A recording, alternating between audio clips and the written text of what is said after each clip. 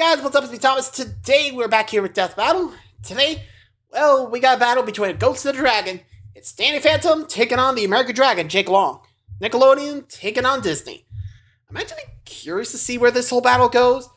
Before you ask, don't remember how this goes, so how about we hop in, see which one has, or each one could do, and see which one wins. Be sure to like, subscribe for more. Hope you enjoy. Let's rock and roll into this battle. And go. There's a thin line between the natural and the supernatural. And for some reason, the weirdest of powers keep showing up in teens. When's it gonna be our turn? Danny Phantom, Amity Park's half-human, half-ghost superhero. And Jake Long, the hip American dragon of New York City. He's Wiz and I'm Boomstick. And it's our job to analyze their weapons, armor, and skills to find out who would win a death battle. First up, Danny Phantom. Parents of ghost hunters, made a ghost portal, and I'm guessing... Nice, but let's focus on his backstory. What do you mean? I just did. In song.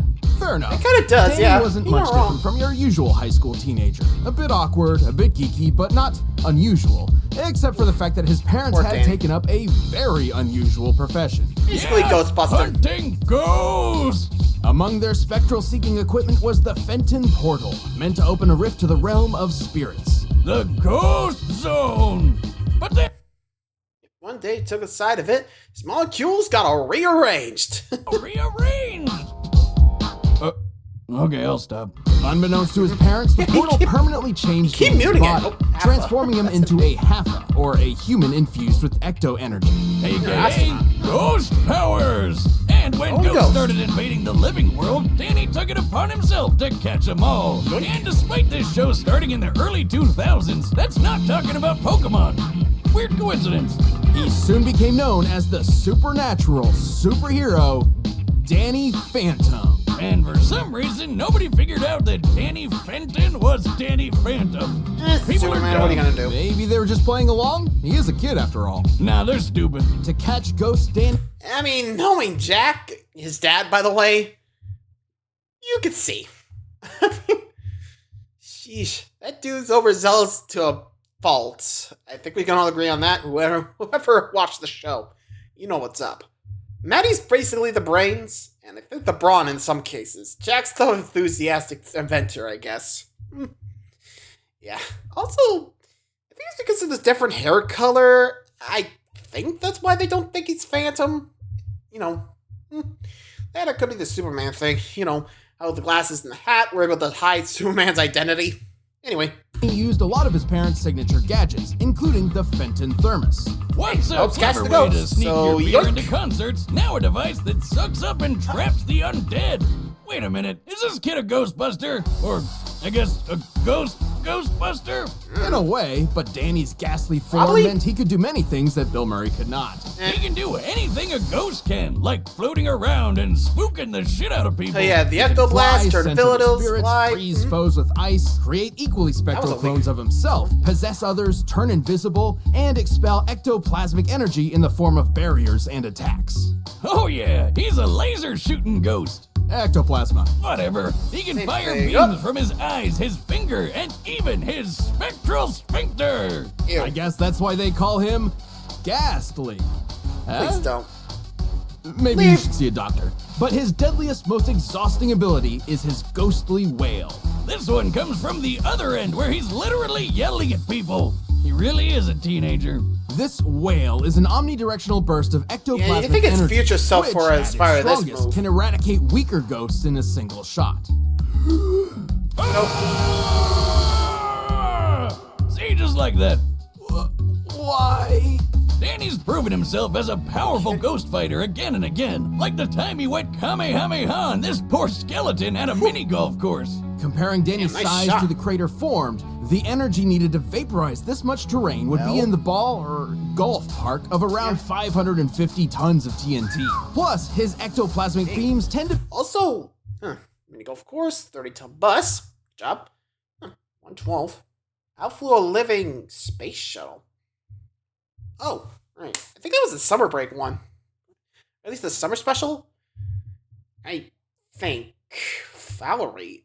Oh, right. The jumpsuit girl over there. Freak Show's mind control. Though that took some help from Sam. Yeah, like I said, Freak Show's mind control with that stone. Oh boy. Tyler's intangible. Okay, he definitely have help from that one. And Dan Phantom, like I said, that was his evil alternate future self. Okay, basically, I think what happened was he was worried about the SATs, or in this case, CATs. I'm not sure it's the same thing. He had the answer sheet, but the future that was leading to turned his ghost self into, well, basically gone rogue, killed his human self, and basically ruled the world. Or more terrorized now I think about it.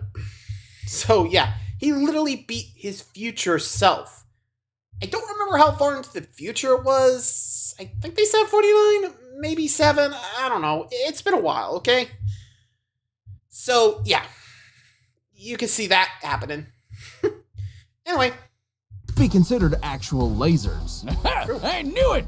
They move in straight lines, burn on contact, bounce off reflective surfaces, Boing. and can be channeled through a magnifying glass, so they are likely comparable to light in both makeup and speed. And he's shooting and dodging these things on a daily basis. You'd think with speed like that, he'd never be late for class, or get smacked by some of these heavy hitters like his nemesis Vlad or this dragon lady, Dorothea. Dorothea's fire breath was powerful enough to disperse a large cloud formation. Measuring the distance between this castle and the outskirts, we determined the cloud would, at minimum, need a radius of over 300 meters to encompass the landmass the castle is situated on. Dispersing a cloud cover of that size would need over 7 kilotons of TNT. He even beat up his future self, Dan Phantom. Because, I guess, that shows that he's matured, because he's Dan now. As powerful as Danny is, he's still a teenager and has all the arrogance and moodiness that comes with the territory. I mean, considering his parents, can't you blame him? Bad habit of losing his powers in the most random ways possible. Meet a genie, powers gone. That was Sam's wish. Sure, why the hell not? Strange. I'm just surprised he didn't trip into his own thermos at some point. Oh wait, that was more his sister. Still, Danny has saved his hometown and the entire world time and time again. He had to stop all the ghosts that were coming through. He's here to fight for me and you. Oh, damn it, now you have me doing it. A going ghost! Huh, actually use the clip. Okay, I'm guessing we actually get a look into the, voice actor for the battle. That did not sound like the Danny I knew. Anyway, so there's the ghost. Let's check out the dragon, Jake Long. Thousands of years ago, a group of mystic warriors were formed. This was the Hunts clan, and their mission was to eliminate all magical creatures from the world. But these Foot Clan wannabes were in over their heads thanks to the most powerful creatures of them all, the dragons. In short, every corner of the world has a dragon tasked as a guardian of the magical community. This mantle is passed down generation by generation. So after the Chinese dragon's daughter moved to America, her son became the first American dragon, Jake Long. He's cool, he's hot like the frozen sun. He's young and fast, he's the chosen one. He's the American dragon. You're gonna do this the whole episode, aren't you? Yes, probably. Jake was only 13 years old when he became the newest protector of magic. His responsibilities became tough to handle alongside school and friends. Lucky for Jake, he didn't have to go it alone. His grandfather was his mentor in martial arts and all things dragon, and had a magical dog. Foo Dog! How did that happen? Who I'm pretty sure has a higher body count than any of this show's villains. Oops. Oh, rest in peace, DiCaprio, you handsome devil. I'm the cat. Learned how to fight bears from watching you. I'll never let go. To be clear, Jake possessed the ability to transform into a draconic persona, complete with brand new physique and abilities. Oh, duh, he's a freaking dragon! He's got the claws, the teeth, the tail, the wings, and of course the raging, burning fire breath! He was throwing fire from his mouth, his hands, and even his burning beehole! All of these kids should really go see a doctor. Nah, his dragon form's in super top condition. He's even got ultra sight and vision thanks to his eye and ear of the dragon powers. Perfect for when some pesky ninja punks are trying to get the jump on you. God, I hate it when that happens. That's why it's always important to have anti-ninja protection. That's a Where thing? did you sign up for that? Why do you think I bought 10,000 screaming rubber chickens? Try and what step now? foot in my shack, you stealth assholes. He doesn't even need... Okay. And also, with, before you ask, it's been a while since I've seen the show, so I think he actually started dating one of his main, like, enemies in the Hunts clan, which was the girl with the blonde ponytail. Don't remember the name. Like I said, it's been a while, so I don't actually remember how the show ended. I don't know. You got me. Though again, it's weird to see him go from like a upright, I guess you'd call it westernized dragon, to like the more slim, long eastern dragon form like his grandpa. Which, I'm not even sure how that was even possible. Like, did his thing change, or what? How did that work? I don't know. Anyway. to transform fully to use these powers. Technically, Jake can morph individual parts of his body at will. Man, I wish I could transform into a dragon. Nothing would be sweeter than kicking ass as a magical fire-breathing super lizard. The key word being magic. Yep, he can fight magical creatures ordinary people can't, including ghosts. He can even use his chi to create doppelgangers of himself for a helping hand. As a dragon, Jake is tough enough to smash through steel, hold up a pillar, and annihilate a house with a simple sneeze. He can produce enough flame to obliterate several sheets of stone. Measuring the size of the hole here next to the girl in the shot, we can tell his fire breath destroyed over 6 million cubic centimeters of stone, which would need over 30 tons of TNT. That's like getting hit by 3 mother-of-all bombs, which was a massive 10,000 kilogram nuke. You wonder if Jake ever uses breath mints? He can also fly over 100 miles per hour, moving from ground to cloud level in mere seconds. And he can dodge lasers too, and they're totally light lasers, reflecting off mirrors, straight consistent speed, all that stuff.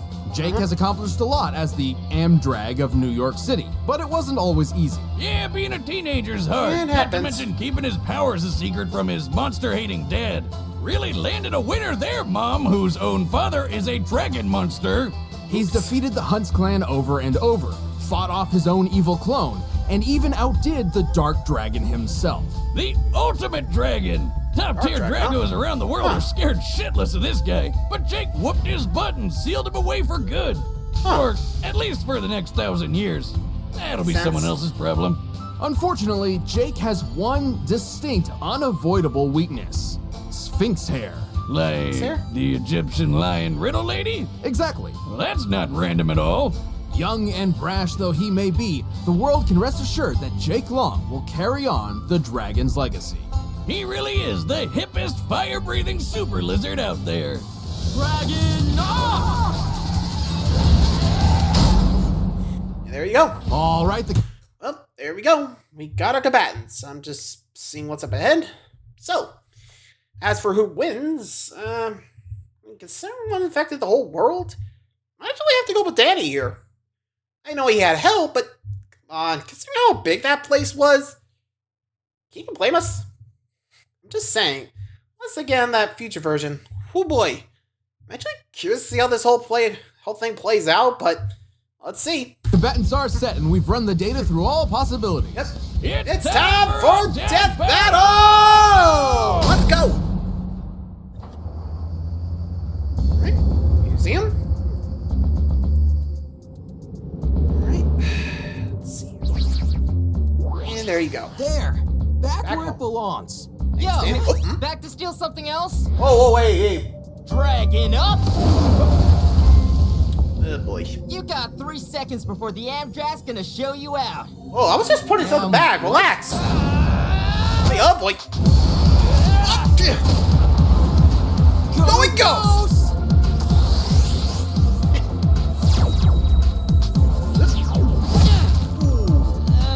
I didn't count 3. Got the count, dude. Here we go. Damn. And he's keeping up. Cat. Doing pretty well. Ooh, right on the tail. Yeah, I was about to say, you mind getting out of here? Wanna try something else? I don't want this to drag on. How's this? It doesn't face those I'm off. the Air Dragon of the NYC, and you Ghost Kid ain't got nothing on me. Okay. Eye of the Dragon. Where'd he go? Well, he tried.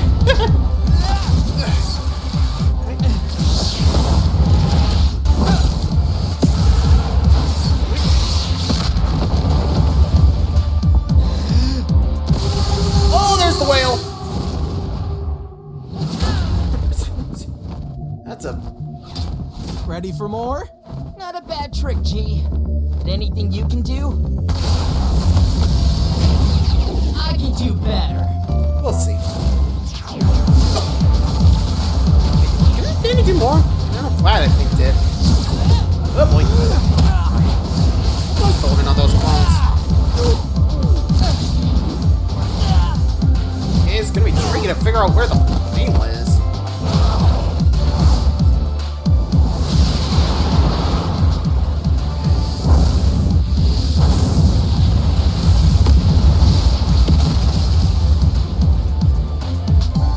Guess I was too hot for him. But I'm way cooler. Ooh, possess! Oh boy. Get out!